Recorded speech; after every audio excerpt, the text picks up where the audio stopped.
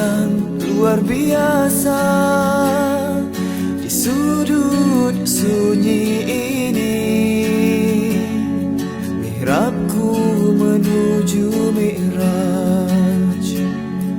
Di sini ku sedar diriku, ku kenal Tuhan yang satu. Pahitnya dosa, manisnya taubat, semua rasa bersatu. Mihrabku, getatanku, mihrabku, perjalananku, kiblat hatiku hanya untukmu. Jangan gelincir di nafsu.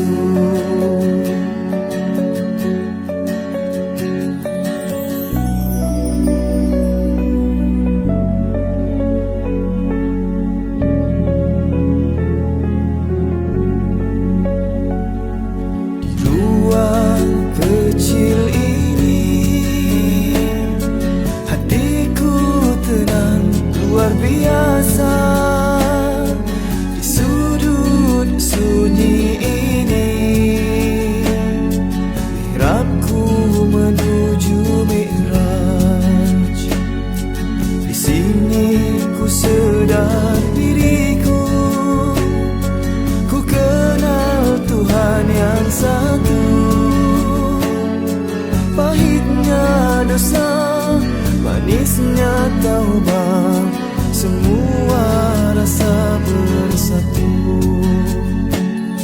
Mihrabku, getatanku, mihrabku, perjalananku, kiblat hatiku hanya untukmu. Jangan gelincir di nafsu. Jauh sudah perjalananku, di mihrabku tersungkur syahdu. Jalan berliku ke lembah nafsu, hanya karena kau selamatkan aku.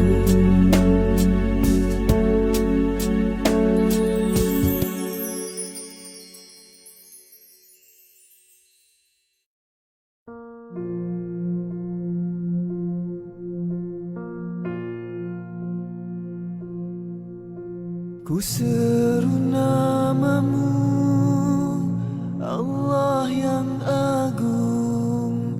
Ku seru namamu, Allah yang Esa. Ku seru namamu dengan sepenuh jiwa.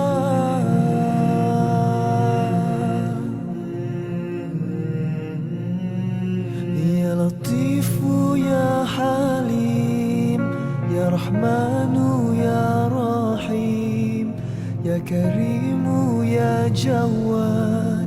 Hidupku mohon berkat, pandangilah aku, luruskan hatiku, teguhkan sabarku, indahkan syukurku. Ku seru namamu, Allah yang agung. Ku seru namamu, Allah yang Esa. Ku seru namamu dengan sepenuh jiwa. Ya Saburu ya Syakur, ya Subuhu ya Quddus, ya Hannanu ya Mannan, ya Zal Jalali wal Ikram. Engkaulah maksudku, engkaulah tujuanku, redamu harapanku, bernaung di firdausmu. Engkaulah maksudku, engkaulah tujuanku,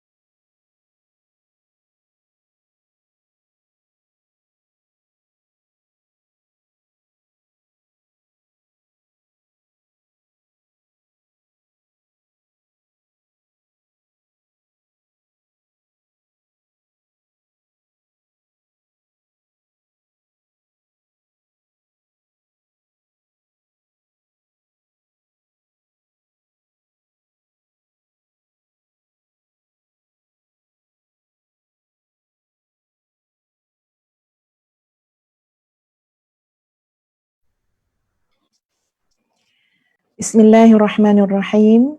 Assalamualaikum warahmatullahi wabarakatuh. Innal hamdalillah nahmaduhu wa nasta'inuhu wa nastaghfiruh wa na'udzu billahi min syururi anfusina wa min sayyiati a'malina. May yahdihillahu fala mudhillalah wa may yudlilhu fala hadiyalah. Asyhadu an la ilaha illallah wa asyhadu anna Muhammadan 'abduhu wa rasuluh. Allahumma salli ala Sayyidina Muhammad wa ala ali Sayyidina Muhammad amma ba'd.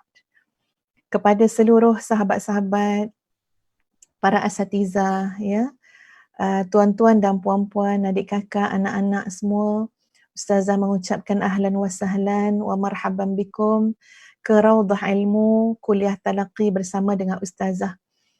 In uridu illal islaha mastata'tu. Ya, yang kita kehendaki daripada kelas-kelas yang seperti ini adalah ya penambahbaikan pada diri kita, pada keluarga kita, pada masyarakat, ya, pada ummah. Jadi mudah-mudahan Allah memberkati pertemuan kita pada malam ini. Semua sahabat-sahabat sihat ya? Boleh dengar dengan jelas suara Ustazah? Ya, saya tengok sikit ya komennya. Okey, di belakang Ustazah tu adalah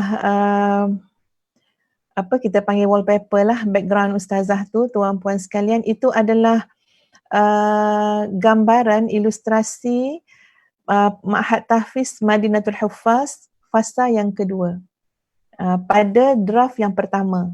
Jadi itulah gambar kat belakang tu, ya, Ustazah jadikan untuk malam ini sebagai wallpaper lah ya, background kita semua. Alhamdulillah. Okey, jelas ya. Terima kasih Puan Niza, ya, Puan Nur Aina. Terima kasih. InsyaAllah kita akan mulakan. Sahabat-sahabat sekalian, mari kita mulakan dengan sepotong doa yang diajar oleh junjungan besar Nabi kita Muhammad sallallahu alaihi wasallam. Inilah senjata kita. Inilah perisai hidup kita. Daripada musuh di luar, di dalam, yang nampak, yang tak nampak, ya, yang musuh nampak kita tak nampak musuh tersebut, dari kalangan iblis dan syaitan dan sebagainya, maka perisai kita, senjata kita adalah doa. Dan ini adalah di antara doa yang benar-benar harus dijadikan amalan. Kenapa? Kerana Nabi SAW telah mengajarkannya kepada kita. Kerana ia sudah menjadi amalan junjungan besar Nabi kita Muhammad SAW. Ya, kita minta perlindungan dengan apa yang Nabi minta berlindung juga. Jadi Ustazah bacakan doa ya sebagai permulaan pada kelas kita pada malam ini. A'udzubillahi minasyaitonirrajim. Bismillahirrahmanirrahim. Alhamdulillahirabbil alamin wassalatu wassalam ala rasulillahil amin wa ala alihi wa sahbihi ajma'in. Allahumma ighfir lana dhunubana wa liwalidina warhamhum kama rabbawna shighara wa li jami'il muslimina wal muslimat wal muallimina wal muallimat al ahya'i minhum wal amwat. Allahumma inna na'udzu bika min ilmin la yanfa' wa min qalbin la yakhsha' wa min nafsin la tashba' wa min du'ain la yusma' wa na'udzu bika min ha'ula'il arba'. Amin amin ya rabbal alamin. Ya Allah, kami mohon berlindung daripada ilmu yang tidak memberi manfaat. Kami mohon berlindung ya Allah daripada hati yang tidak khusyuk, daripada nafsu yang tidak pernah rasa puas, daripada doa yang tidak dimustajabkan. Kami berlindung ya Allah daripada keempat-empat perkara yang telah kami sebutkan tadi. Baik sahabat-sahabat muslimin muslimat, tuan-puan yang Ustazah kasihi sekalian, pada malam ini kita berpindah subjek kita. Kalau pada hari Isnin, tuan-puan sekalian, subjek kita adalah kita cuba untuk memahami, untuk berdiskusi, untuk belajar tentang hikmah-hikmah Ibnu Athaillah As-Sakandari, ataupun bila hikmah tu banyak disebut sebagai hikam. Ya, selalu kita sebut kitab hikam. Ya, jadi kita belajar pada hari Isnin. Alhamdulillah kita telah pun masuk kepada hikmah yang pertama. Nanti sambungannya bila insya-Allah pada hari Sabtu malam jam 9 malam. Ustazah akan lengkapkan lagi huraian hikmah yang pertama dan masuk kepada hikmah yang kedua. Dan pada malam ini sahabat sekalian, pada hari Rabu malam, insya-Allah kitab yang kita gunakan adalah kitab Sahihut Targhib wat Tarhib. Seperti ini kitabnya. Sahih At-Targhib wat Tarhib. Kitab ini tuan-puan sekalian, mungkin ada yang bertanya, macam mana ustazah nak dapatkan, nak beli? Ya ustazah, ustazah serahkan kepada sahabat-sahabat tuan-puan, kalau nak memilikinya itu masya-Allah sangat baik sekali. Ya, antara benda paling bernilai dalam hidup kita ni tuan-puan sekalian, bukulah. Ya, bukulah yang paling bernilai dalam hidup kita ni. Kadang-kadang Ustaz sebut pada anak-anak, ya, tak ada apalah Umi nak tinggal, Abi nak tinggal, tapi yang paling mahal dalam rumah kita ni buku. Ya, yang paling mahal dalam rumah ni library yang menyimpan buku-buku. Jadi kalau tuan-puan nak memiliki buku ini, silakan. InsyaAllah ustazah juga boleh permudahkan. Nak cari sendiri di kedai buku juga boleh. Ya, nak beli secara online juga ustazah rasa insyaAllah akan dimudahkan oleh Allah. Cuma nak bagi tahu, kitab ini tuan-puan sekalian, kalau tak silap ustazah, ada 6 jilid. Ya, ada 6 jilid. Jadi sebab itu ustazah tak adalah ya membebankan untuk membeli kitab ini ya. Ustazah cuba permudahkan dengan nota yang ustazah berikan kepada tuan-puan sebentar lagi. Ya, insya-Allah. Tapi kalau boleh miliki, masya-Allah sedapnya tuan-puan sekalian. Ya, enaknya ada buku yang boleh kita baca lepas subuh contohnya ya. Susun anak-anak, keluarga kita, lepas tu kita baca maksud hadis pertama, kedua, ketiga, masya-Allah. Ya, ini satu benda yang terlalu nikmat dalam kehidupan. Jadi boleh saja kalau tuan-puan ya mahu, inilah gambaran kitabnya iaitu Sahih At-Targhib wat Tarhib. Ya, ini dia. Baik. Jadi insya-Allah pada malam ini ya Ustaz nak bagi tahu dulu tentang kitab ini, di mana dalam kitab ini ya bila disebut at-targhib itu tuan-puan sekalian adalah tentang anjuran-anjuran.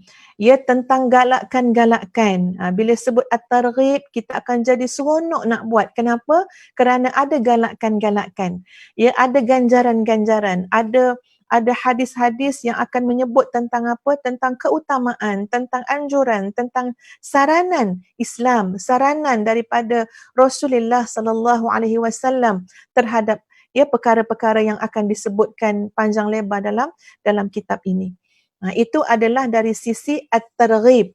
Jadi bila kata at-targhib maknanya apa? Benda galakan yang menyebabkan kita nak buat. Ya, kita nak lakukan dengan sebaik mungkin. Adapun bila sebut at-tarhib tu adalah ya ancaman dan dosa. Kalau tadi adalah anjuran, kalau tadi adalah galakan, menyebut tentang pahala, menyebut tentang kurniaan-kurniaan Allah, kasih sayang Allah, rahmat Allah, keampunan Allah dan sebagainya. Bila sebut tentang at-tarhib, itu adalah tentang ancaman. Itu adalah tentang teguran. Itu warning daripada Allah. Ya, itu adalah maknanya kita kata apa? Yang menyebut tentang hukuman, balasan, dosa-dosa, ya, tentang neraka yang menyebabkan kita ketika mana membaca hadis-hadis tentang at-tarhib, maka kita akan ada perasaan tuan-puan sekalian insya-Allah nak jauhi perkara tersebut. Nak berlindung dengan Allah daripada terjerumus kepada perkara-perkara yang Allah tidak suka, yang Allah telah larang, yang Allah telah berikan ancaman. Dan bila sebut tentang kitab Sahih At-Targhib wat Tarhib, ia menumpukan kepada hadis-hadis Nabi sallallahu alaihi wasallam, bukan hadis dhaif ya tuan-puan, adalah hadis sahih ya yang menumpu kepada hadis sahih yang telah disebut oleh Rasulullah sallallahu alaihi wasallam tentang bab-bab yang telah disusun satu demi satu. Jadi bukanlah maknanya dalam kuliah kita ni Ustaz nak sebut semua sekali hadis dalam bab tersebut. Ya, rasanya itu pun akan memakan masa yang terlalu panjang ya. Tapi ustazah nak memberikan terlebih dahulu tuan-puan, ibarat kata macam ni, benda yang kita tak dapat nak tahu semua, tak dapat nak buat semua, jangan tinggal semua. Itu kaedah usul fiqh ya. Benda tak boleh nak buat semua, jangan tinggal semua.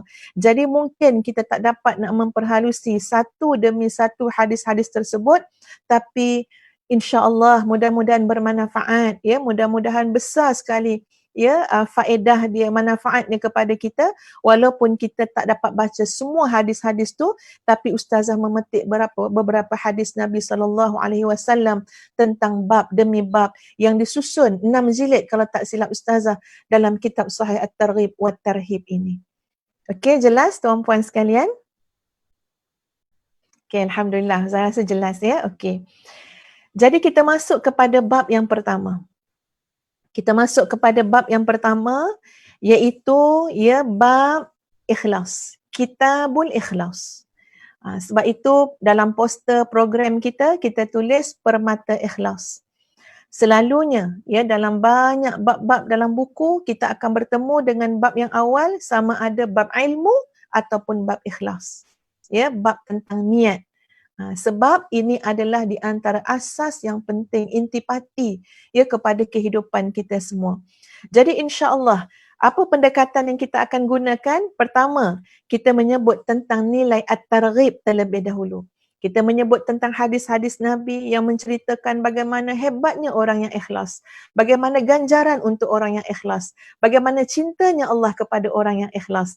Nanti kemudiannya baru kita lihat ancaman-ancaman, kecaman, teguran, ingatan daripada Allah, daripada Rasulullah sallallahu alaihi wasallam terhadap orang-orang yang meninggalkan ikhlas dalam amalannya, terhadap orang-orang yang riya, terhadap orang-orang yang sum'ah, terhadap orang-orang yang ujub. Ini adalah penyakit-penyakit, penyakit-penyakit hati yang berlawanan dengan ikhlas yang sedang kita pelajari pada hari ini.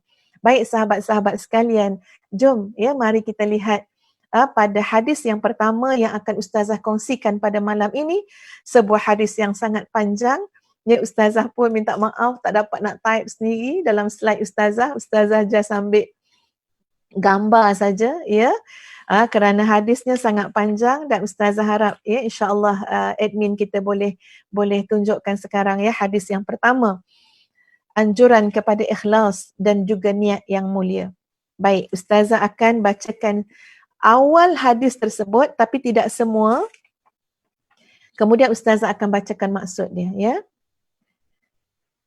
Daripada Ibnu Umar radhiyallahu an, beliau berkata, aku mendengar Rasulullah sallallahu alaihi wasallam bersabda, "Intalaqa thalathatu nafarin mimma kana qablakum hatta awahumul mabitu ila ghar."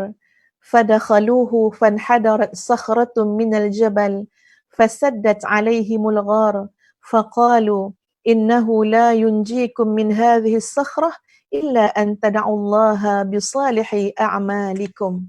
Maksudnya, ada 3 orang daripada umat sebelum kamu yang sedang bepergian, yang sedang musafir. Mungkin boleh kembali kepada ustazah semula, Tuan-puan boleh dengar dulu, nanti bila esok pagi ke ada masa terluang, ulang kaji semula, nanti boleh nampak balik semula slide yang ustazah sharekan, Baik, kita bersama ustazah kembali. Ada 3 orang daripada umat sebelum kalian yang sedang bermusafir, yang sedang berpergian, sehingga mereka harus bermalam di sebuah gua. Lalu ketiga-tiga mereka pun masuk dalam gua tersebut. Dah masuk dalam gua tu tuan-puan sekalian, lalu sebuah batu besar bergolek-golek daripada gunung dan menutup pintu gua.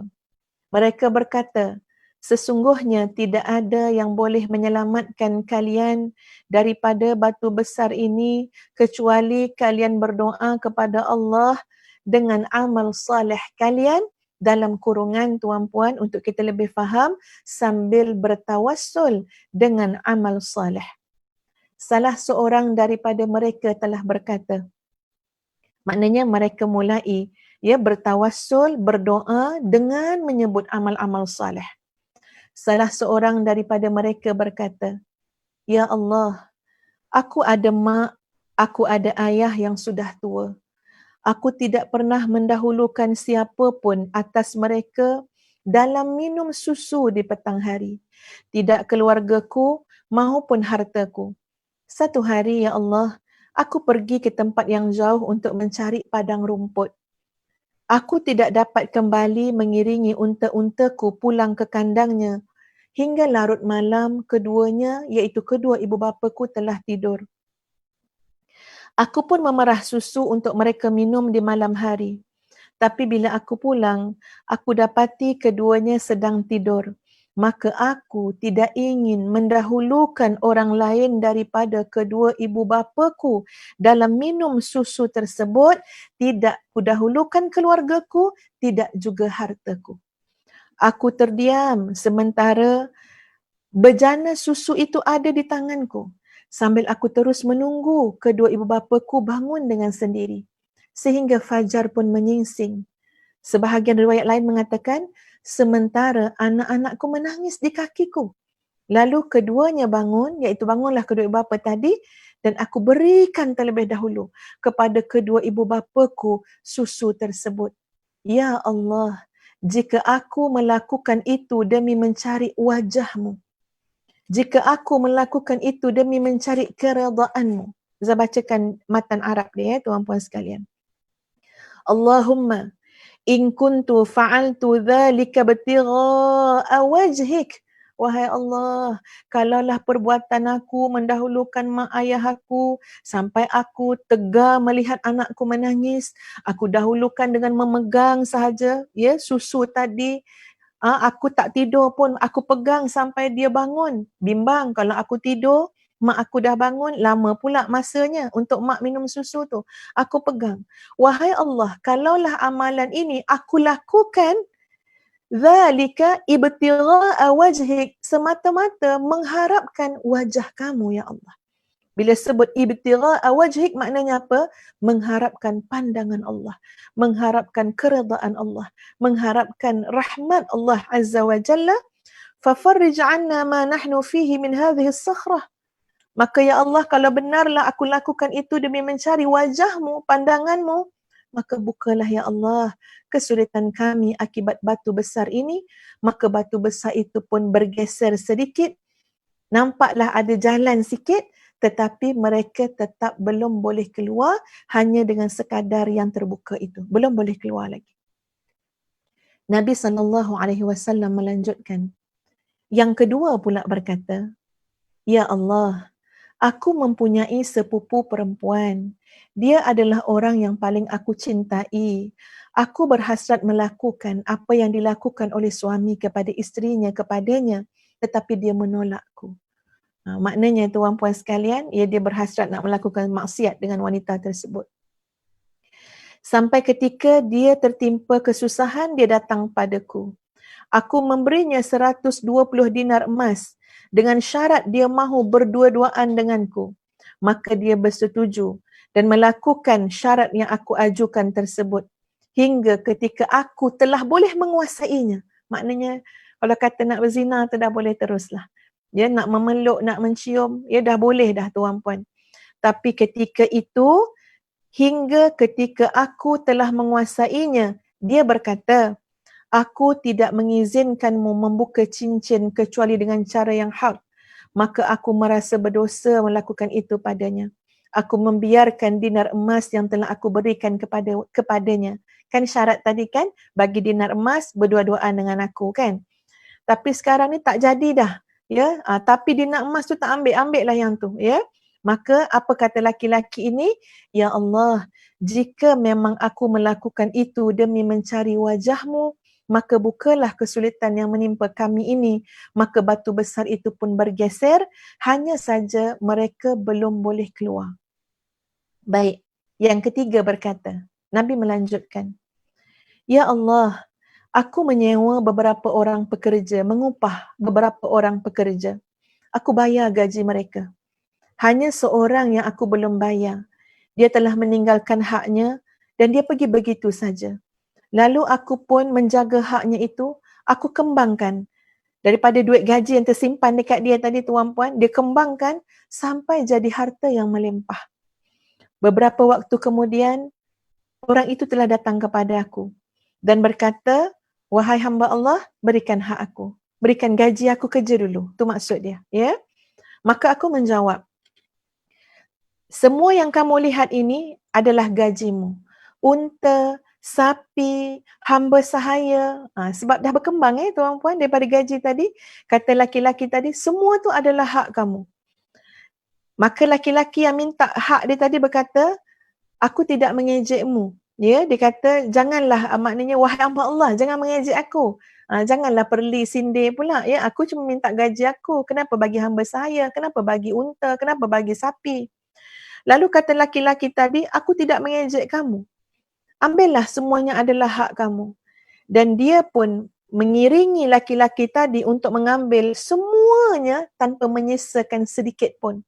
Walaupun tuan-puan, sebenarnya laki-laki tadi tolong perniagakan, tolong laburkan, tapi sedikit pun dia tak ambil.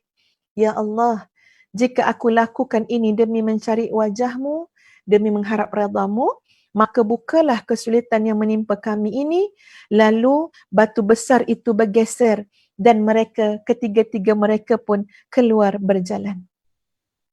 Ya subhanallah, Allahu Akbar. Ini yang disebut, diriwayatkan oleh Al-Bukhari, Muslim dan An-Nasai. Ada beberapa riwayat yang ada berbeza-beza sikit tuan-puan, matan hadis tu, tapi tidak berbeza dari sudut ceritanya, mafhumnya tidak ya. Baik. Jadi cuba kita lihat cuba kita lihat betapa hebatnya amalan yang ikhlas sampai kita boleh bertawassul dengan amalan yang ikhlas tu tuan-puan.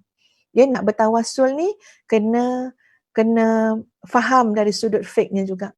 Ya, kita bukan bertawassul maknanya pergi dekat bertawassul dengan benda-benda, bertawassul dengan kubur, ya, bertawassul tak. Kita bertawassul tuan-puan sekalian, kita boleh minta doa orang yang hidup. Tu boleh, doa orang soleh boleh, pergi jumpa orang soleh minta doa. Ya, supaya dia doakan kita. Ya. Tapi dalam bab ini, Ustaz nak fokus kepada bab ini, sampaikan hebatnya amalan yang ikhlas tu, sahabat-sahabat sekalian, kita boleh bertawassul, maknanya berdoa melalui dengan memperantarakan doa kita tu supaya mustajab doa kita tu dengan apa? Dengan amalan-amalan soleh. Amalan soleh ni apa syarat dia? Apa syarat amalan soleh? Seperti mana yang kita belajar daripada hadis ini. Syarat amalan soleh yang boleh, yang layak tuan-puan, ya, sehingga kita boleh bertawassul dengan amalan tersebut, ialah amalan di mana seseorang itu mengharapkan ibtigha'a wajhillah, mengharapkan wajah Allah, mengharapkan pandangan Allah, dia mengharapkan keredaan Allah kepada dia. Jadi kalau ada amalan-amalan kita, sahabat-sahabat sekalian, yang kita rasa, ya, rasanya ya Allah tak adalah buat sebab lain. Ya, rasanya ya Allah memang aku buat ni sebab nak mencari redha Engkau. Aku buat ni sebab nak mencari pandangan Engkau. Tolonglah aku sekarang ya Allah. Aku sedang kesusahan. Tolonglah ya Allah, beri aku jalan keluar. InsyaAllah boleh. Sebab itu kalau kita tengok adab laki-laki 3 orang yang berdoa ni tuan-puan, ketiga-tiga mereka tidak mengatakan, ya Allah ini amalan soleh aku. Tak. Ya, ini amalan ikhlas aku. Tak. Kita tak tahu tuan-puan sekalian sejauh mana, sebenar mana pengakuan mengatakan itu adalah amalan kita yang ikhlas. Kita tak tahu. Tapi tengok adabnya bagaimana. Allahumma, ya, ini ketiga-tiga mereka ni cakap macam tu. Allahumma, wahai Tuhanku, in kuntu fa'altu dhalika, sekiranya aku benar-benar melakukan perkara tersebut, ibtigha'a wajhika, mengharapkan pandanganmu, mengharapkan wajahmu. Maknanya dari segi adabnya apa dia? Kami kembalikan pada Engkau ya Allah untuk melihat amalan kami tersebut. Ya, tengoklah ya Allah, kalau benarlah amalan itu, ya, amalan yang kami katakan amal soleh itu benar-benar kami lakukan semata-mata kerana mengharapkan keredaan-Mu. Ikhlas mencari keredaan-Mu, mengharapkan pandangan-Mu, maka tolong ya Allah. Kita pun minta tolong kepada Allah. Kita pun lanjutkanlah dengan doa-doa yang lain. Itu maknanya bertawassul dengan amalan soleh. Amalan soleh yang bagaimana? Yang ikhlas. Mengharapkan wajah Allah. Sahabat-sahabat sekalian, Ustazah pernah masa tu ada kesulitan, ya. Ada kesulitan Sehingga kan Ustazah ingat hadis ni tuan-puan sekalian, Ustazah cuba tawasul. Tawasul. Maknanya kita pun jagalah adab tu. Ya Allah, aku tak tahulah ya Allah. Tapi sekiranya di sisi Engkau ya Allah, aku buat ni betul-betul semata-mata ibtigha'a wajhik. Masa tu ya Allah, ya Tuhan, Ustazah memang nak, ya, masa tu memang kesulitan yang kalau boleh masa itulah Allah tolong, masa itulah turun pertolongan, yang nak masa tu Allah tunjuk. Adalah satu hal. Jadi Ustazah buat tu tuan-puan, ingatkan balik, ya Allah, dalam hidup ni manalah amal yang aku buat betul-betul mengharapkan pandangan Kau ya Allah. Susah juga nak jumpa tuan-puan, ya. Kita ni hamba Allah, manusia yang lemah, ya. Kadang-kadang dalam keinginan kita, dalam niat kita tu bercampur-campur dengan niat kepada yang namanya ajilah. Apa dia ajilah? Ajilah adalah benda segera. Ya, kadang-kadang dalam niat-niat kita tu kita nak dapat benda segera. Berbanding dengan nak mengharapkan apa yang ada di sisi Allah. Tapi setelah difikir-fikir tuan-puan sekalian, masa tu akhirnya okeylah, ia adalah bertemu dengan satu dua perkara, maka Ustazah pun panjatkan doa kepada Allah. Ya Allah, sekian-sekian telah berlaku dalam hidup aku. Kita sebut balik. Ya, kita sebut balik. Biar sampai benda yang kita nak sebut pada Allah tu, biar sampai, biar datang daripada hati kita. Ya, rasa terbayang-bayang keadaan, kondisi kita pada waktu yang kita nak sebutkan tu. Ya Allah, dulu aku pernah begini-begini ya Allah. Lalu aku pun buat begini-begini. Ya Allah, ya Tuhan, ya, aku rasa aku dah cuba dah sedaya upaya untuk melakukan benda itu semata-mata kerana Engkau. Wahai Allah, jika sekiranya benar di sisi Engkau, apa yang aku buat ini semata-mata mengharap pandangan Engkau, ya Allah, maka tolonglah aku. Ya, tolong keluarkan aku daripada kesulitan ini. Dan jawapannya, tuan-puan sekalian, Alhamdulillah. Ya, Alhamdulillah, ini sangkaan baik kita semua pada Allah. Ya, Alhamdulillah, Allah tunjukkan tuan-puan sekalian. Ya, jadi sebab itu, Masya Allah, mudah-mudahan menjadi galakan kepada kita. Menjadi galakan kepada kita, apa dia? Nak buat amalan, usahakanlah supaya amal kita ini benar-benar libtigha'i wajhi rabbik ataupun libtigha'i wajhillah. Benar-benar mengharapkan pandangan Allah. Baik, Ustazah nak masuk kepada hadis yang kedua. Ya, hadis yang kedua.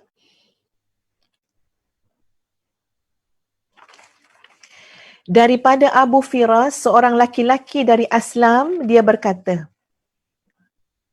Okey, harap admin Ustaz dapat jumpa carilah hadis yang kedua. Dari Abu Firas, seorang laki-laki dari Aslam, dia berkata, Nada rajulun faqala ya Rasulullah mal iman.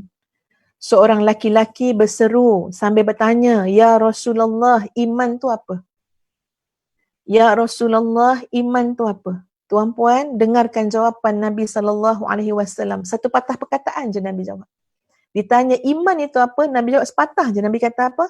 Al-ikhlas. Jawabnya adalah ikhlas. Jadi kita ngaku-ngaku beriman, tuan-puan sekalian, dia punya intipati kepada iman, ya, maknanya mutiara yang paling hebat yang ada dalam iman, yang layak untuk disebut tentang iman itu adalah al-ikhlas. Dalam lafaz yang lain, Nabi SAW bersabda, bila seorang laki-laki bertanya, Ya Rasulullah, mal Islam? Wahai Rasulullah, Islam tu apa? Nabi menjawab, Iqamus salah wa ita'uz zakah. Nabi kata Islam itu adalah mendirikan salat dan kamu membayar zakat. Ditanya lagi kepada Nabi SAW, famal iman?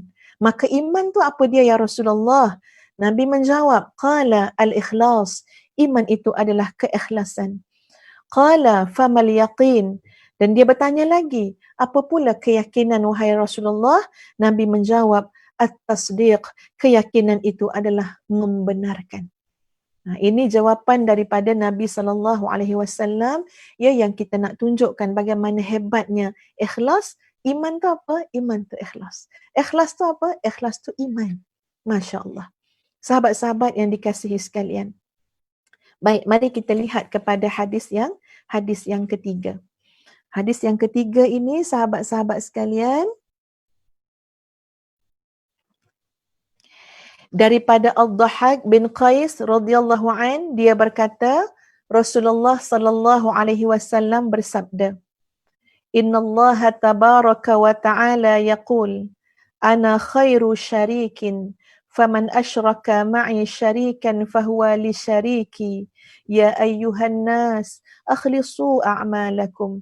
فإن الله تبارك وتعالى لا يقبل من الأعمال إلا ما خلص له ولا تقولوا هذه لله وللرحم فإنها للرحم وليس لله منها شيء ولا تقول هذه لله ولوجوهكم فإنها لوجوهكم وليس لله منها شيء. Sesungguhnya Allah yang Maha Suci lagi Maha Tinggi berfirman. Boleh kembali pada Ustazah ya. Sesungguhnya Allah yang Maha Suci lagi Maha Tinggi telah berfirman. Ana khairu syarik. Aku adalah sebaik-baik sekutu. Barang siapa menyengutukan aku dengan seorang sekutu, maka ia adalah untuk sekutuku. Allahu Akbar. Siapa sekutukan Allah dengan sesuatu yang lain, maka Allah isytiharkan itu untuk sekutu aku, bukan untuk aku. Wahai manusia, akhlisu a'malakum. Ikhlaskanlah amal-amal kalian. Kerana Allah yang Maha Suci lagi Maha Tinggi tidak menerima amal kecuali apa yang diikhlaskan untuknya. Janganlah kalian berkata, ini untuk Allah dan untuk kerabat aku juga, kerana ia adalah untuk kerabat sahaja dan tak ada sesuatu pun daripadanya untuk Allah. Janganlah kamu berkata, ini untuk Allah dan untuk pandangan-pandangan orang lain juga, kerana ia adalah semata-mata untuk pandangan orang lain dan tak ada sesuatu pun daripadanya untuk Allah. Nampak tuan-puan sekalian, ya Allah ya Tuhan. Allah haramkan.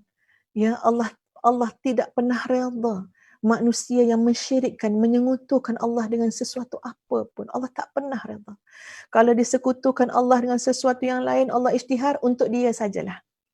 Untuk yang kamu sekutukan saja. Tak ada apa lagi dah bahagiannya dengan Allah. Ya tak ada urusan apa dah dengan Allah. Kamu buat kerana Allah, dalam masa yang sama untuk pandangan orang juga. Dalam masa yang sama untuk pujian orang juga. Maka Allah isytiharkan itu untuk orang tu je.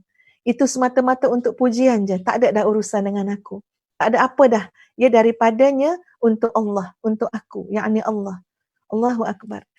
Jadi ini adalah tuan-puan sekalian, ya, hadis-hadis Nabi SAW dihimpunkan dalam kitab Sahihut Targhib wa Tarhib ini.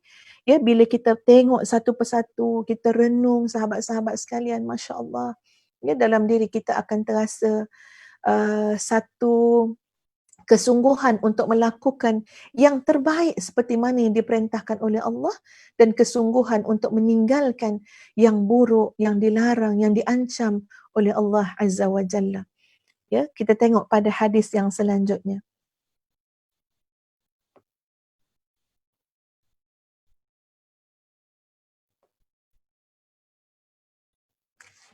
Hadis yang selanjutnya, tuan-tuan dan puan-puan sekalian, ya. Allahumma salli ala Sayyidina Muhammad wa ala ali Sayyidina Muhammad, ya. Ada satu hadis di mana Nabi SAW menyatakan tentang, ya, ada sahabat-sahabat ketika itu yang sedang bercakap tentang Masihud Dajjal. Mungkin kalau jumpa hadis tu minta admin tolong keluarkan insya-Allah. Bagi zaman saya cari sekejap ya hadis tersebut.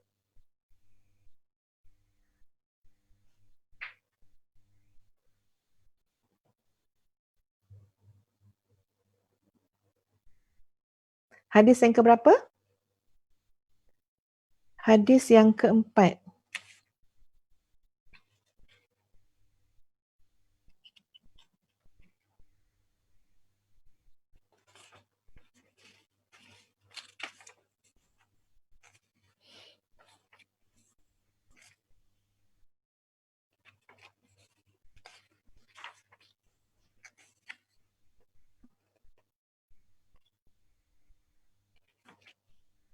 Okey, kita tak jumpa lagi hadis yang itu. Kita tengok yang selanjutnya dulu tuan-puan sekalian, ya.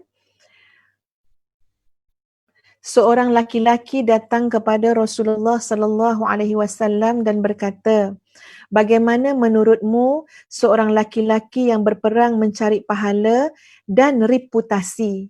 Apa yang dia dapat?" Nabi jawab, "Dia tak dapat apa-apa." Laki-laki itu mengulangnya 3 kali. Maknanya laki-laki ni ulang 3 kali, tuan-puan sekalian. Nak kepastian, betulkah seorang laki-laki yang pergi berperang di jalan Allah dan dalam masa yang sama dia pergi berperang untuk reputasi dia, untuk nama baik dia. 3 kali dia tanya pada Rasulullah sallallahu alaihi wasallam, Nabi jawab dia tidak dapat apa-apa. Laki-laki itu ulang 3 kali dan Nabi jawab juga dia tidak mendapat apa-apa. La syai'a lahu, tidak dapat apa-apa. Lalu Nabi sallallahu alaihi wasallam bersabda, Innallaha la yaqbalu minal amali illa ma kana lahu khalisan wa bataghiya bihi wajhuh. Lalu Nabi pertegaskan, sesungguhnya Allah tidak menerima amal kecuali apa yang ikhlas kerananya dan dimaksudkan semata-mata demi mengharapkan pandangan ataupun demi mengharapkan wajah Allah. Tengok tuan-tuan dan puan-puan sekalian, bagaimana hadis-hadis yang menyebut tentang ikhlas, yang sama-sama kita nak perhalusi. Ustazah akan bacakan hadis-hadis dulu, nanti insya-Allah Ustazah akan bawa kepada huraian. Baik, kita lihat perumpamaan umat ini. Ini Nabi berikan satu perumpamaan dalam hadis yang lain. Perumpamaan umat ini adalah seperti 4 orang. Tengok umat ni seperti 4 orang. Pertama, seorang yang diberikan harta dan ilmu oleh Allah, maka dia beramal dengan ilmunya dan hartanya di mana dia menafkahkan pada tempatnya. Itu golongan yang pertama. Dapat ilmu, dapat harta, dia gunakan pada jalan yang benar. Dia beramal dengan ilmu tersebut. Kedua-dua, ilmu dan harta menjadi jalan dia untuk mencari keredaan Allah. Adapun golongan yang kedua, seorang yang diberikan ilmu oleh Allah, tapi Allah tak bagi harta. Lalu dia berkata, kalaulah aku mempunyai seperti ini, iaitu kalaulah aku ada harta yang banyak, nescaya aku akan beramal seperti mana orang beramal. Maksud dia, seperti mana orang yang ada harta menafkahkan di jalan Allah, demikianlah kalau aku ada harta, aku pun nak nafkahkan di jalan Allah. Maka Nabi kata apa? Kedua-duanya mendapat pahala yang sama. Masya Allah. Masya Allah. Bayangkan hebatnya. Satu tu diberikan harta.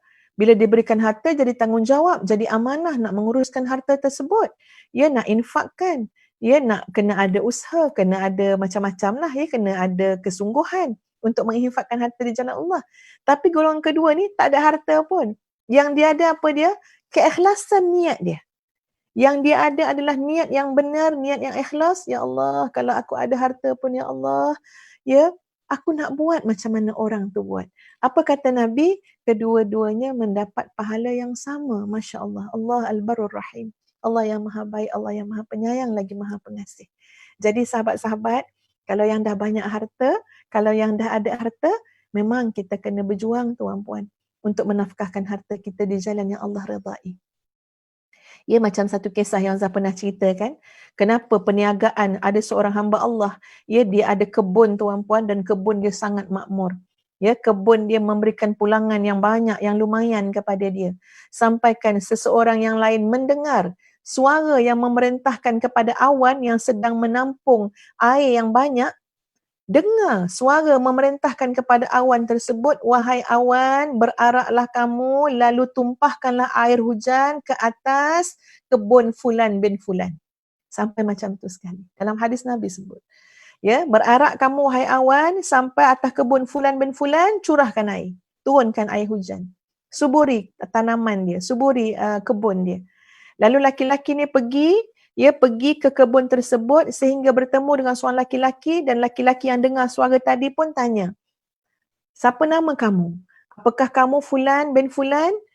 Jadi bila dengar nama tadi, nama yang sama dengan apa yang didengar, seruan tadi yang suruh air awan mengangkut air ni, ya, supaya curahkan hujan di atas kebun tadi, ada satu nama disebut, jadi nama tu sama.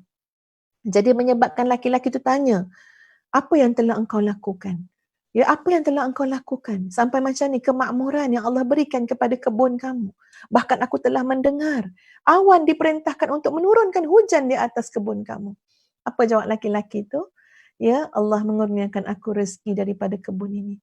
Lalu aku bagikan kepada 3 bahagian. Satu bahagian adalah untuk nafkah diriku dan keluarga aku. Satu bahagian maknanya apa? Untuk makan minum mereka sekeluarga. Ya, untuk keperluan mereka sekeluarga. 1/3 lagi itu aku infakkan di jalan Allah. Aku sedekahkan, aku bantu orang lain 1/3. Adapun 1/3 yang terakhir itu adalah menjadi modal pusingan. Aku beli baja ke, ya, nak mengairi balik upah pekerja dan sebagainya 1/3 yang lain. Demikianlah aku, ya, membahagikan bahagian kepada apa yang telah Allah kurniakan, rezeki yang telah Allah kurniakan kepada aku. Jadi orang ada harta itu kena cermat, kena amanah, kena tanggungjawab. Ya, jadikanlah itu sebagai jalan Allah redha kepada kita.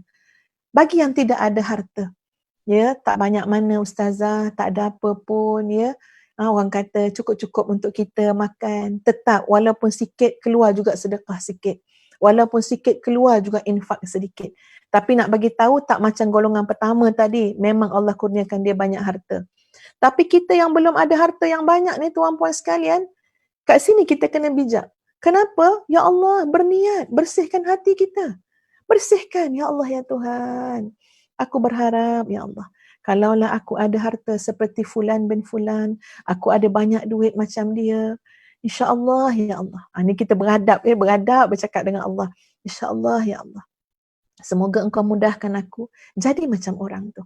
Jadi orang yang mencari redha engkau dengan jalan menafkahkan harta pada jalan yang engkau redai. Masya Allah tuan-puan, ada sahabat-sahabat kita, ya Allah. Ya, kayanya tu memang tak terkira lah. Ustazah baru je dengar semalam, ya, daripada seorang sahabat. Ada sahabat kita tu bayar cukai pendapatan je 31 juta. Allahu Akbar. Ya, 31 juta. Bukan rupiah, ringgit Malaysia. Ya, sepatutnya LHDN minta dia bayar 35, tak silap Ustaz, 35 juta. Jadi dia minta ni lah pertimbangan. Dia kata dah banyak dah bayar 30 sampai 31 juta, yang 4 juta tu nak minta pertimbangan lah. Tapi Ustazah dengar tu memang senyap kejap lah, ya. Masya Allah, itu bayar cukai je 31 juta. Jadi hartanya sebanyak mana? Allahu Akbar. Sebanyak mana? Jadi beliau pun memang kalau ke mana-mana tu dengan jet peribadi, ya, bukan lagi dengan kereta biasa ni, tak ada dah, dengan jet peribadi. Masya Allah, Allah kurniakan rezeki yang sangat luas kepada beliau. Ya, kita berniat, ya Allah, kalau aku ada rezeki yang luas, kalau aku ada harta, aku nak jadi orang soleh yang dapat menafkahkan harta ini pada jalan yang engkau redai. Nabi kata, kedua-duanya dengan niat yang mulia tadi mendapat pahala yang sama. Ada penggolongan yang ketiga, diberikan harta oleh Allah tapi tidak diberikan ilmu. Okey, tuan-puan, yang ni kita kena awasi, ya. Ustaz habiskan dulu hadis lah, ya, baru Ustaz ulas, ya. Golongan ketiga, diberikan harta oleh Allah tapi tidak diberi ilmu. Ya, dia bertindak melulu pada hartanya. Dia menafkahkan tidak pada tempatnya. Dan golongan keempat, seorang yang tidak diberikan harta dan tidak diberikan ilmu oleh Allah, dan dia berkata, seandainya aku ada ilmu, seandainya aku ada harta, nescaya aku akan melakukan seperti yang golongan ketiga tadi buat. Apa dia? Ada ilmu, ilmu tak cari, ada harta tak ada ilmu, harta pula digunakan di jalan yang salah. Maka untuk yang berniat yang macam tadi tu tuan-puan sekalian, Nabi SAW bersabda, fahuma fil wizri sawaun, maka kedua-duanya mendapat dosa yang sama. Makna kata dia punya niat kesungguhan nak buat tak baik tu sampai dia cakap, kalau aku ada harta pun aku buat macam dia kan, nak berjudi juga. Kalau aku ada harta pun aku naik juga pusat perjudian. Kalau aku ada harta aku takkan sedekah, aku cari susah, takkan senang nak bagi orang. Kalau ada yang macam ni tuan-puan sekalian, belum ada harta tapi dah niat macam tu, ini sama macam orang golongan ketiga, diberikan harta tapi dinafkahkan tidak pada jalan yang sepatutnya. Kenapa? Sebab dia tu diberikan harta tetapi tidak diberikan ilmu oleh Allah. Ustazah ulas sikit kat sini tuan-puan sekalian. Sebab itu kita mengajak masyarakat kepada menuntut ilmu.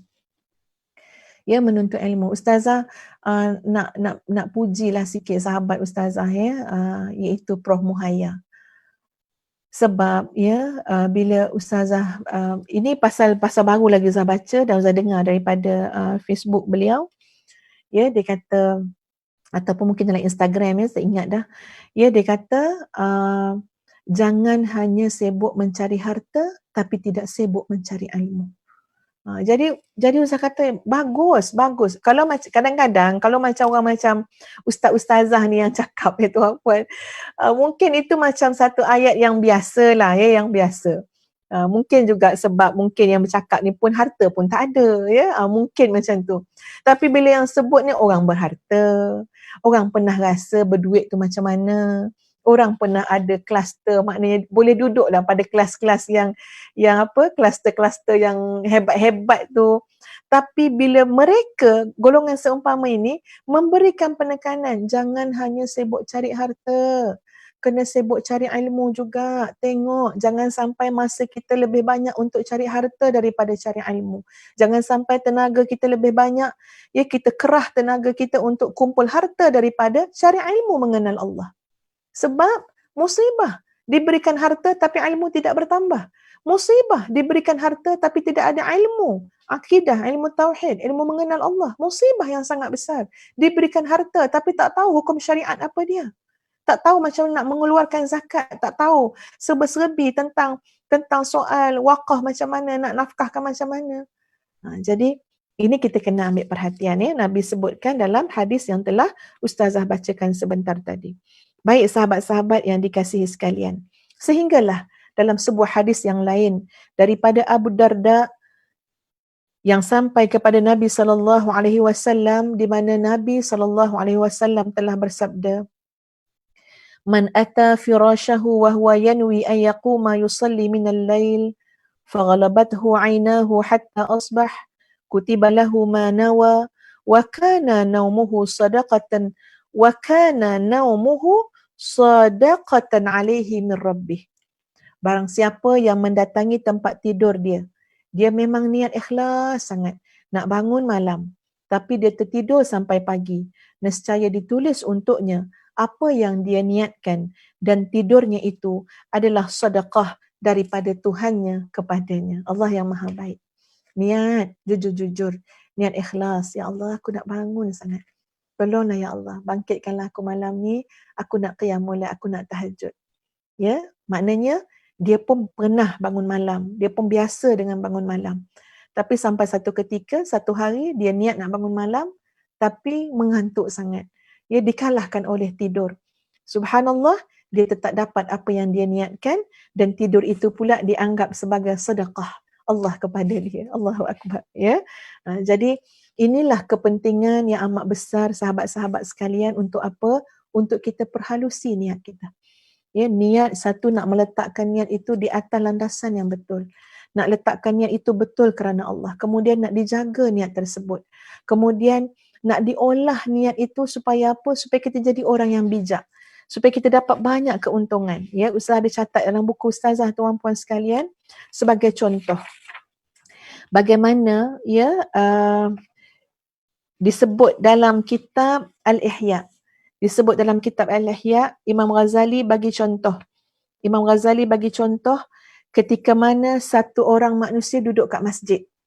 Katalah seorang laki-laki, suami kita duduk dekat masjid. Duduk dekat masjid dengan niat untuk melakukan ketaatan. Duduk dekat masjid libtigha'i wajhillah, untuk mengharapkan pandangan Allah. Memang sepatutnya duduk masjid macam tu tuan-puan sekalian. Tuan rumah, tuan masjid tu Baitullah kan, rumah Allah. Kita pergi rumah orang pun tak selesai kita pergi rumah orang selagi mana tak nampak orang tuan rumah tu. Tak selesai. Kita pergi jalan raya kan, contoh kita pergi jalan raya rumah kawan kita, bos kita, selagi kita tak bertemu mata dengan tuan rumah, rasa macam tak pergi pun rumah tu. Rasa macam tak lepas rasa. Ya, kita pergi rumah Allah, kita pergi masjid, memang tidak akan bertemu mata, ya. Bukan itu maksud ustazah. Tapi maknanya apa? Ya Allah, pandanglah aku, ya Allah. Aku duduk dalam rumah Engkau, ya Allah. Aku datang untuk mentaati kamu, ya Allah. Jadi kata Imam Ghazali, seorang lelaki pergi masjid, duduk dalam masjid untuk taat kepada Allah. Tapi tengok macam mana dia olah niat tadi tuan-puan sekalian. Masya Allah, niat tu semuanya ditatang dengan tujuan ikhlas nak cari pandangan Allah. Tapi lihat macam mana kebijaksanaan dia. Pertama, pada niat dia yang pertama, dia meyakini bahawa masjid adalah rumah Allah yang agung. Jadi ketika mana dia masuk masjid, dia berniat nak bertemu, nak mengunjungi, ya, dia berniat untuk bertemu, untuk mengharap pandangan Allah. Kadang-kadang ada juga kita pergi masjid, ada kuliah, ada ceramah. Boleh jadi tuan-puan sekalian kita datang masjid tapi nak jumpa penceramah tu. Ya, kita datang masjid sebab nak jumpa kawan kita.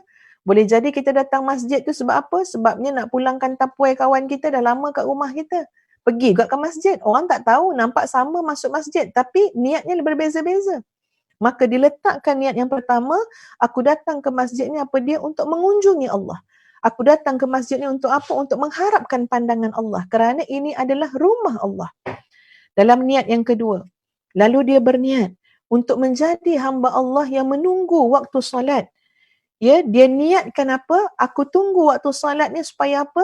Supaya aku boleh sempurnakan, laksanakan ibadah solat dengan sebaik-baik yang boleh aku buat. Maksud dia apa? Dibuat di awal waktu dan dibuat dalam keadaan berjamaah solat fardu. Masya Allah. Ya, bahkan untuk dia berjamaah, bahkan untuk dia melakukan amalan dengan sebaik-baik cara, semua itu semata-mata kerana nak mengharapkan pandangan Allah kepada dia. Nak mengharapkan keredaan Allah kepada dia. Tak cukup dengan itu, dia berniat lagi. Dia berniat untuk melaksanakan i'tikaf. Di mana penglihatan dia, pendengaran dia, seluruh anggota tubuh dia nak latih supaya khusyuk menghadap Allah. Ini i'tikaf. Masya Allah tuan-puan sekalian. Masuk pula niat yang keempat. Dia berniat untuk menumpukan perhatian kepada Allah semata-mata. Menumpukan fikiran kepada perkara akhirat. Kerana telah cukup banyak mengingati perkara dunia ketika mana di luar masjid. Ya, dia menumpukan fikiran kepada perkara akhirat. Dengan mendampingkan fikiran yang lain, ya, maknanya membuang fikiran yang lain dengan dia bertafakur dalam masjid terhadap perkara-perkara akhirat. Terhadap untung rugi nasib dia. Apa yang bakal dia lalui nanti.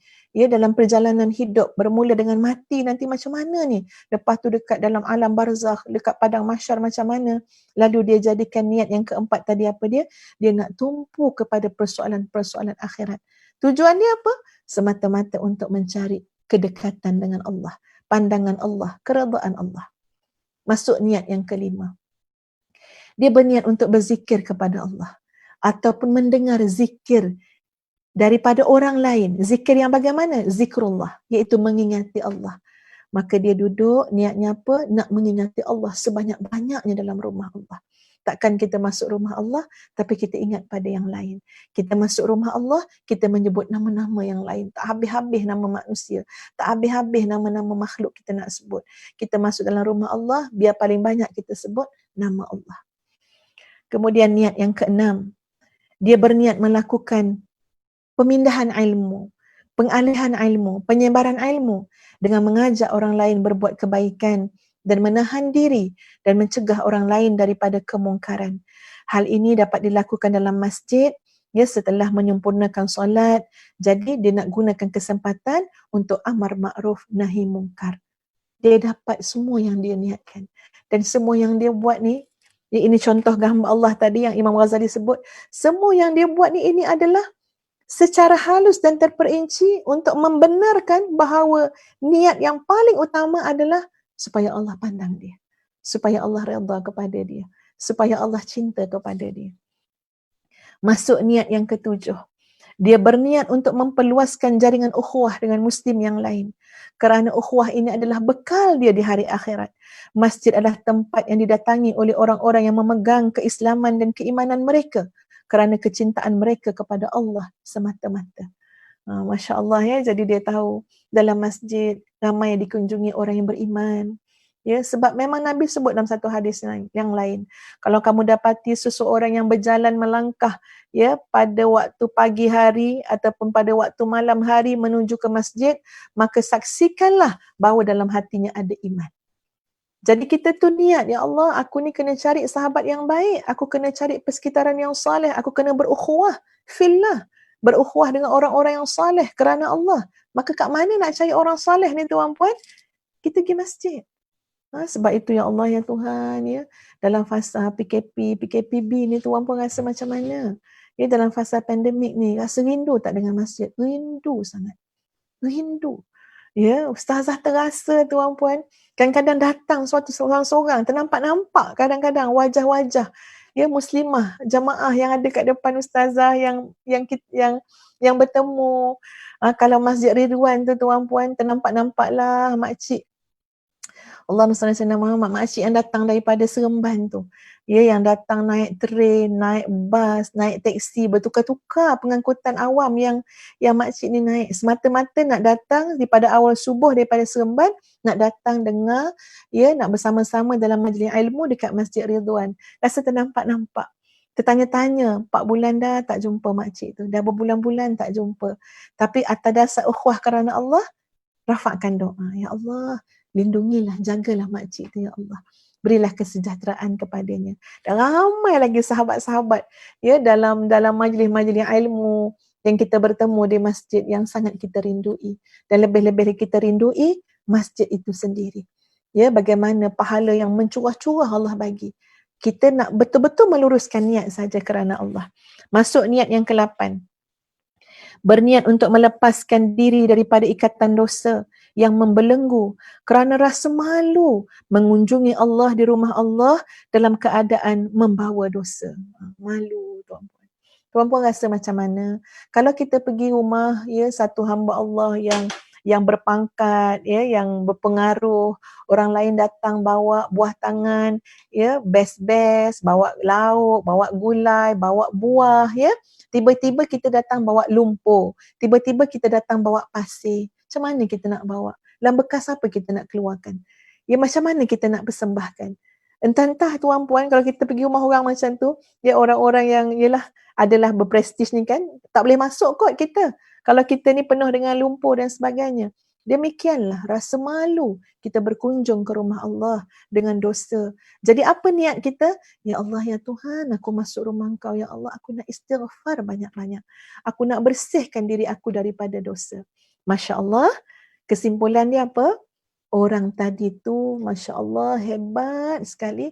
Kerana apa? Kerana bijaksananya dia dalam menyusun dan mengolah niat yang semuanya dalam kerangka untuk mengharapkan pandangan Allah Azza wa Jalla.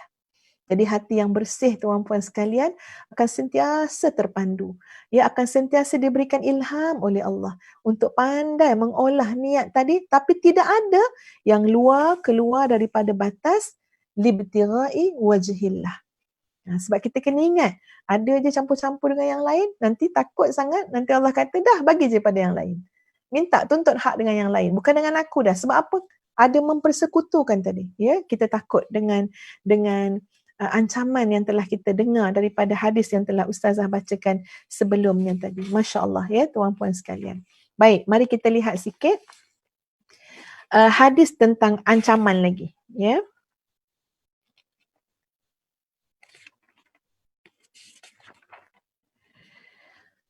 Dari Rubaih bin Abdul Rahman bin Abu Sa'id Al-Khudri, dari bapanya, dari datuknya, dia berkata, kharaja alaina Rasulullah sallallahu alaihi wasallam wa nahnu natadhakaru al-masih ad-dajjal faqala ala ukhbirukum bima huwa akhwafu alaikum indi min al-masih ad-dajjal faqulna bala ya Rasulullah faqala الشرك الخفي أن يقوم الرجل فيصلي فيزين صلاته لما يرى من نظر رجل Rasulullah sallallahu alaihi wasallam mendatangi kami.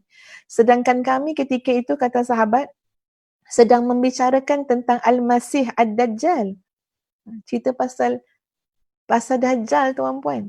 Maka Nabi sallallahu alaihi wasallam telah bersabda, "Mahukah kalian aku beritahu sesuatu yang menurut aku lebih aku khawatirkan terhadap kalian daripada Al-Masihud Dajjal?" Ada yang lebih aku takut pada kalian daripada Al-Masihud Dajjal. Lalu kami menjawab, tentu ya Rasulullah. Lalu Nabi pun menyatakan, asyirkul khafi, syirik yang samar. Apa dia syirik yang samar? Ayyaqumar rajulu fayusalli, iaitu seorang laki-laki bangun mendirikan salat, fayuzayyinu salatahu lima yura min nazari rajul, lalu dia telah memperindahkan salatnya itu sebab dia terasa ada orang sedang lihat dia. Allahu akbar.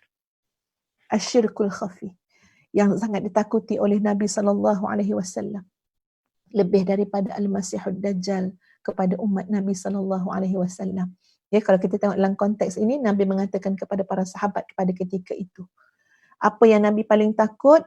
Asyirkul khafi, syirik yang samar. Contoh Nabi dah bawa dah untuk kita faham. Ya, dengan lebih luas lagi contoh yang Nabi bawa. Apa dia? Ada seorang laki-laki, dia solat.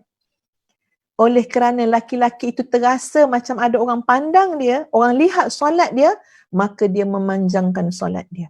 Maka dia memperindahkan solat dia. Maka dia buat seolah-olah dia solat sangat khusyuk. Dia solat sangat hebat. Dia solat benar-benar mengingati Allah. Padahal dalam keadaan biasa, keadaan lain, kalau tak ada orang lihat, macam patuk ayam je semayang, tuan-tuan. Maka ini Nabi kata apa? Asyirkul khafi, ini adalah syirik yang tersembunyi yang aku takut berlaku kepada kamu. Ya, lebih daripada ketakutanku terhadap Al-Masihud Dajjal kepada sahabat-sahabat ketika itu. Jadi, ya Ustazah pun bila tengok, bila baca hadis ni, tuan-puan sekalian, Masya Allah, inilah ingatan untuk kita semua supaya berusaha keras sangat, supaya apa pun yang kita lakukan, sahabat-sahabat sekalian, dapat kita lakukan dengan benar-benar mengharapkan pandangan Allah. Dan hadis yang akhir yang Ustazah nak bacakan pada malam ini, ya, daripada Abu Ali, seorang laki-laki daripada Bani Kahil, dia berkata, Abu Musa al-Ash'ari berkhutbah kepada kami, dia berkata, ini khutbah daripada Abu Musa al-Ash'ari. Maksud dia, wahai sekalian manusia, takutlah kalian terhadap syirik ini kerana ia lebih sama daripada suara langkah semut. Lalu Abdullah bin Hazan dan Qais bin Al-Mudarib berdiri kepadanya dan berkata, demi Allah, kamu harus keluar daripada apa yang kamu katakan atau kami akan mendatangi Umar, baik diizinkan untuk kami atau tidak diizinkan. Abu Musa menjawab, aku keluar daripada apa yang aku katakan. Rasulullah sallallahu alaihi wasallam berkhutbah kepada kami pada satu hari. Baginda telah bersabda, wahai sekalian manusia, takutlah kalian terhadap syirik ini kerana ia lebih samar daripada suara langkah semut. Tuan-puan pernah terdengar tak bunyi tapak kaki semut? Pernah dengar? Tak pernah kan? Ya, walaupun semut tu banyak sangat berbaris, tapi tak pernah mengganggu apa pun, tak pernah dengar pun suara dia. Allahu Akbar. Nabi membawakan satu perumpamaan yang sungguh hebat sekali. Ya, Nabi kata apa? Syirik yang samar tu lebih samar daripada bunyi langkah semut tu. Maka orang-orang berkata kepada Nabi sallallahu alaihi wasallam, bagaimana kami nak menjauhinya ya Rasulullah, sementara ia lebih sama daripada suara langkah semut ya Rasulullah. Lalu Nabi sallallahu alaihi wasallam menjawab, ucapkanlah. Ucapkan apa? Allahumma inna na'udzu bika min an nusyrika bika syai'an na'lamuh wa nastaghfiruka lima la na'lamuh. Ini doanya, tuan-puan.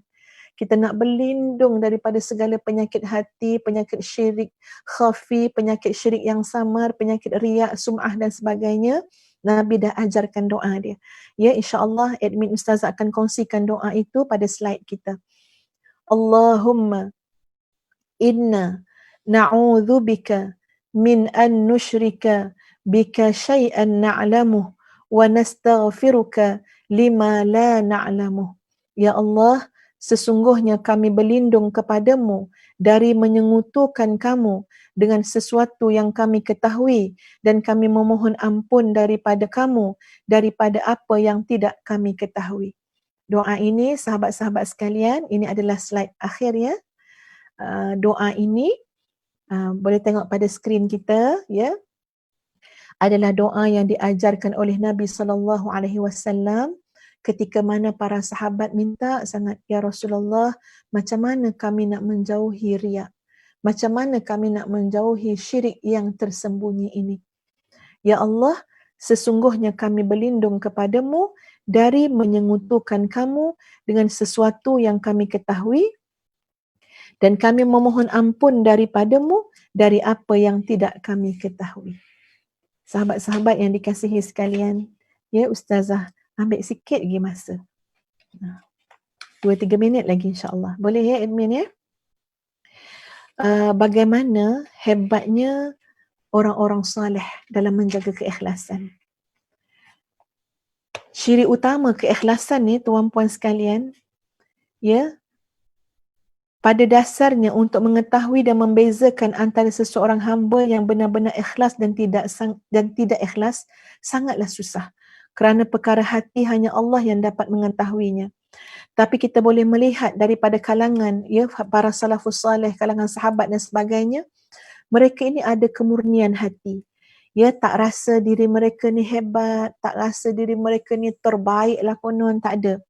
Sebab itu ketika melakukan, ya, dalam kitab Al-Bukhari, Ibnu Abi Mulaikha mengatakan bahawa dia mengetahui dengan baik 30 orang sahabat Nabi SAW yang memiliki keimanan yang sangat kuat. Tetapi meskipun 30 sahabat yang diketahui sebagai memiliki iman yang sangat kuat tu, mereka ke-30 orang itu tidak pernah mengatakan bahawa iman dalam hati mereka adalah sebagaimana iman yang dimiliki oleh Jibril alaihi salam. Maknanya ini golongan yang Masya Allah sangat jaga jiwa, jaga hati tuan-tuan sekalian ya. Tak pernah menyebut soal kebaikan, soal keimanan, tak pernah sebut, tak pernah mengatakan bahawa iman dia yang paling teguh. Ini kata daripada Ibnu Abi Mulaikha. Ketika melakukan wukuf di Padang Arafah, Mutarrif bin Abdullah pernah berdoa. Ini seorang yang saleh, Mutarrif bin Abdullah. Masa tu dekat Padang Arafah, dia berdoa macam ni. Ya Allah, ya Tuhanku, mohon sekiranya engkau tidak menolak permintaan mereka semua kerana aku. Nampak tak tawaduk ni macam mana? Ya tuan-puan sekalian, ya jauh nak riak, jauh nak ujub, jauh nak takabur. Sampaikan di tengah-tengah lautan manusia di Padang Arafah, doa dia, ya Allah, jangan sampai engkau tolak doa-doa orang lain ini, ya Allah, kerana keberadaan aku di sini. La haula wala quwata illa billahil aliyul azim. Ya, nak rasa diri itu hamba. Ya, rasa diri kita hamba Allah yang benar-benar mengharap kepada rahmat Allah. Ini mungkin berkait dengan hikmah yang pertama yang kita belajar pada hari Isnin ya yang lepas. Nak bagi hati tu bersih tuan-puan. Jangan bersandar dengan amal. Jangan nampak amal kita hebat sangat. Walaupun kita memang berusaha untuk melakukan sebanyak-banyak amal soleh. Tapi hati kena dijaga. Bakar bin Abdullah Al-Muzani berkata, betapa kedudukan manusia ketika itu sangat mulia dan akan lebih mulia jika aku tidak ada di tengah-tengah mereka. Ini kata yang soleh, orang soleh yang bernama Bakar bin Abdullah Al-Muzani. Aku nampak ya Allah ramainya orang-orang soleh berkumpul. Istimak orang-orang soleh, istimak ulama, ya ramainya orang soleh berkumpul. Tapi aku terasa kehadiran aku telah mengurangkan kemuliaan majlis itu. Allahu Akbar. Padahal yang cakap macam ni tuan-puan bukannya orang tak baik. Yang cakap macam ni adalah para ulama, orang-orang yang beramal soleh, orang-orang yang siang malam berusaha mengikhlaskan hati kerana Allah. Tapi tetap nak jaga hati, jangan sampai riak, jangan sampai kena pada syirik khafi tadi, jangan sampai sum'ah. Sebab semua itu akan menafikan nilai ikhlas kita kepada Allah Azza wa Jalla. Hasan Al-Basri pernah mengatakan, aku pernah merasa sebagai seorang pencuri ketika mana berada di tengah-tengah suatu kaum yang sekiranya dikatakan siapa yang paling jahat dalam ramai-ramai itu, maka Hasan Al-Basri merasakan akulah orang yang paling jahat tu. Tengok macam mana para ulama banyak sangat maknanya bukan mengangkat-ngangkat diri tapi melihat diri ya, banyak kekurangan, banyak benda lagi, nak kena banyak istighfar, nak kena minta rahmat Allah, ya, nak minta redha Allah. Inilah ya gambaran yang telah ditunjukkan oleh orang-orang soleh. Sehingga kan dalam firman Allah dalam surah Al-Mu'minun ayat 60 Allah berfirman, walladzina yu'tuna ma atau wa qulubuhum wajilah وقلوبهم وجلة أنهم إلى ربهم راجعون. Dan mereka yang memberikan apa yang mereka sedekah tu, maknanya tengok ya, orang yang keluar sedekah macam mana, bangga diri ke keluar sedekah, rasa hebat ke keluar sedekah? Tidak. Dalam ayat ni sebut, dan mereka yang memberikan apa yang mereka berikan sedekah dengan hati mereka dalam keadaan sangat takut kerana mereka tahu bahawa sesungguhnya mereka akan kembali kepada Allah. Ya, maknanya amalan tu akan diperhitungkan oleh Allah. Kamu ambil harta ni daripada mana? Kamu beri keluarkan macam mana? Kamu lakukan kerana siapa? Untuk apa? Semuanya akan dihitung. Sebab itu orang-orang soleh, orang-orang beriman ketika mana melakukan amal soleh, ketika mana mengeluarkan sedekah tadi tuan-puan sekalian, hati mereka sentiasa rasa takut kepada Allah. Hati sentiasa rasa harap dengan pandangan rahmat dan maghfirah daripada Allah Azza wa Jalla. InsyaAllah sebenarnya semua yang kita belajar ya tuan-puan sekalian, apa-apa bab pun dalam agama ni yang kita belajar, baik kita belajar tafsir, belajar Quran, belajar hadis, ya, belajar akhlak dan sebagainya, semua ini nak bawa kita kepada apa? Benar-benar beragama, mukhlisan lahuddin, benar-benar ikhlas kepada Allah Azza wa Jalla. Sebab itu kita belajar dan belajar supaya kita dapat nilai jiwa yang murni, hati yang bersih, sebab ikhlas itu tidak mungkin duduk dalam hati yang kotor. Ikhlas tak mungkin hidup dalam fahaman yang salah. Ya, ikhlas tak mungkin hidup dalam jiwa yang jahil, yang tidak kenal Allah. Ya, jadi sebab itu kita terus belajar dan belajar. Mudah-mudahan buah daripada kesungguhan kita menuntut ilmu, mujahadah kita, doa dan rayuan kita kepada Allah, maka Allah sudi menggolongkan kita dalam golongan orang-orang yang benar-benar ikhlas. Jadikanlah sebahagian hadis-hadis targhib tadi sebagai galakan untuk kita mendapatkan ikhlas, berusaha mengikhlaskan diri, dan beberapa hadis yang disifatkan sebagai hadis at-tarhib, ancaman, teguran, ingatan, sebagai maknanya kita kata apa? Peringatan kepada kita untuk menjauhkan daripada penyakit-penyakit hati yang boleh menghilangkan ikhlas. Muslimin muslimat yang ustazah kasihi sekalian, ya, kita berhenti setakat ini kuliah kita pada malam ini. Terima kasih kepada semua. InsyaAllah mudah-mudahan ya Allah berikan kita kesihatan, panjangkan usia kita dalam kebaikan dan ketaatan. Kita akan sambung kuliah kita Tadabbur juzuk yang ke-29. Mana buku Kerajaan Langit? Okey, Tadabbur juzuk 29, kita akan mulakan dengan surah Al-Mulk. Jadi surah Al-Mulk ni tuan-puan sekalian, ustazah akan huraikan ya, memberikan tumpuan huraian tu dengan merujuk beberapa kitab tafsir dan beberapa rujukan kitab yang lain. Sehingga nanti insya-Allah kita akan bincangkan ya tentang kerajaan langit, ya, kerajaan langit dan bumi, kerajaan milik Allah Azza wa Jalla, Al-Mulk. Ya, kita akan bincangkan insya-Allah dalam tafsir juzuk 29 pada hari Jumaat malam insya-Allah. Jadi bersama-sama dengan ustazah, ajak anak-anak kita sekali bersama-sama, ya, insya-Allah. Kalaupun tak boleh faham semua, tapi insya-Allah akan ada juga yang insya-Allah barakah daripada majlis ilmu tuan-puan sekalian, akan ada kebaikan dan manfaatnya kepada hidup kita insya-Allah. Jadi ustazah berhenti setakat ini. Terima kasih semua kepada sahabat-sahabat yang masih belum mendaftar untuk Mihrab Coaching musim yang ketiga, di mana tajuknya adalah Qalbun Salim menerusi penghayatan Asmaul Husna, maka ustazah jemput, alu-alukan, ya, tuan-puan berikan sokongan kepada sekolah gambar kat belakang ustazah ni, ya, pembangunan fasa yang kedua, sama-sama join community Mihrab, ya, Mihrab Coaching, Qalbun Salim, menerusi penghayatan Asmaul Husna. Boleh tengok dalam Facebook Ustazah sendiri, boleh klik dekat link tu, insya-Allah akan dipermudahkan untuk bersama-sama. Kuliah kita yang pertama insya-Allah pada 20 hari bulan Jun, pada hari Sabtu dan Ahad, ya. Ada 4 kelas. Untuk musim yang ketiga ni ada 4 kelas, insya-Allah sama-sama, ya, dengan kami. Dan kepada sahabat yang belum lagi memiliki, ya, e-book Doa Mihrab, silakan tuan-puan sekalian, ya, untuk memanfaatkan doa-doa yang telah Ustazah kongsikan. Itu sahaja daripada Ustazah. Astaghfirullahalazim, astaghfirullahalazim, astaghfirullahalazim li wa lakum. Assalamualaikum warahmatullahi wabarakatuh.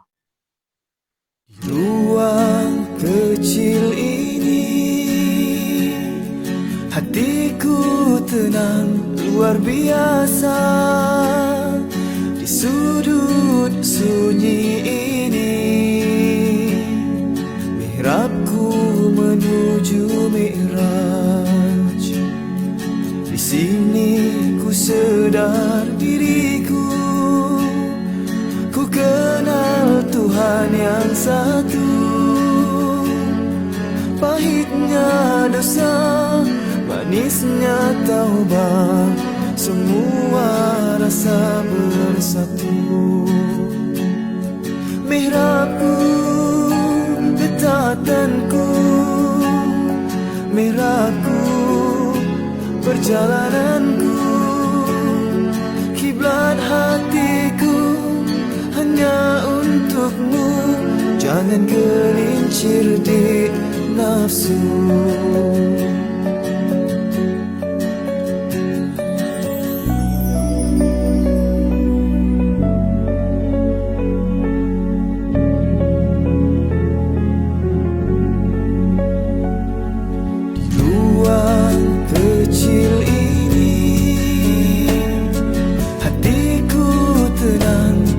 Biasa di sudut sunyi ini, mihrabku menuju mi'raj. Di sini ku sedar diriku, ku kenal Tuhan yang satu. Pahitnya dosa, manisnya taubat, semua rasa bersatu. Mihrabku, ketatanku, mihrabku, perjalananku, kiblat hatiku hanya untukmu. Jangan gelincir di nafsu. Jauh sudah perjalananku, di mihrabku tersungkur syahdu. Jalan berliku ke lembah nafsu, hanya karena kau selamatkan aku.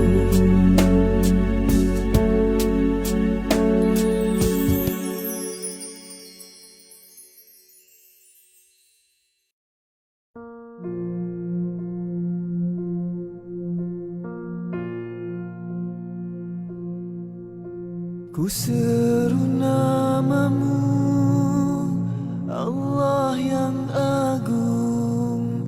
Ku seru namamu, Allah yang esa.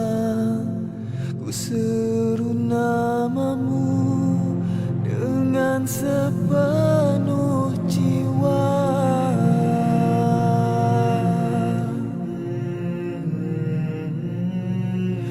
Latifu ya Halim, ya Rahmanu ya Rahim, ya Karimu ya Jawad. Hidupku mohon berkat, pandangilah aku, luruskan hatiku, teguhkan sabarku, indahkan syukurku. Ku seru namamu,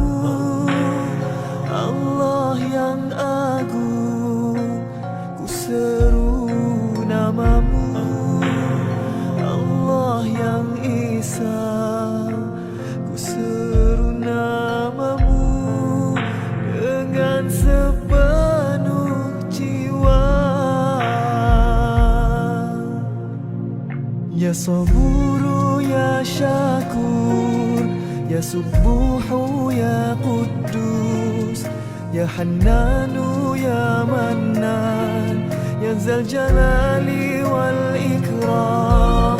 Engkaulah maksudku, Engkaulah tujuanku, Redamu harapanku, bernaung di Firdausmu. Engkaulah maksudku, Engkaulah tujuanku, Redamu harapanku, bernaung di Firdausmu.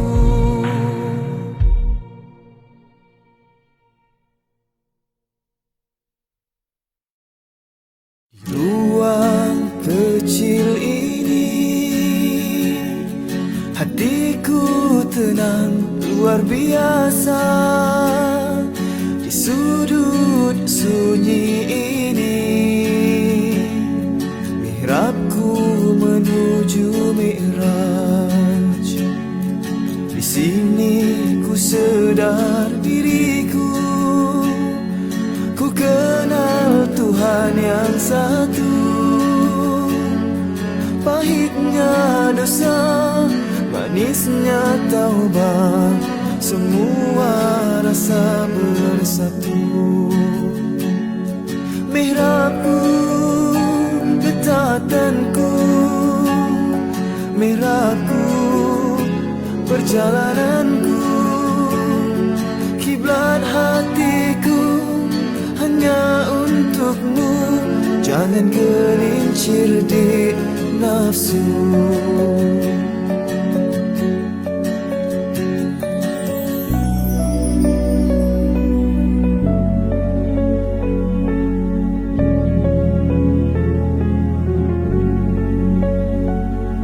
Di ruang kecil ini, hatiku tenang luar biasa. Di sudut sunyi ini,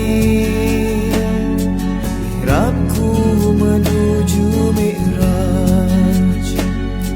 Di sini ku sedar diriku, ku kenal Tuhan yang satu. Pahitnya dosa, manisnya taubat, semua rasa bersatu. Mihrabku, ketatanku, mihrabku, perjalananku, kiblat hatiku hanya untukmu. Jangan gelincir di nafsu.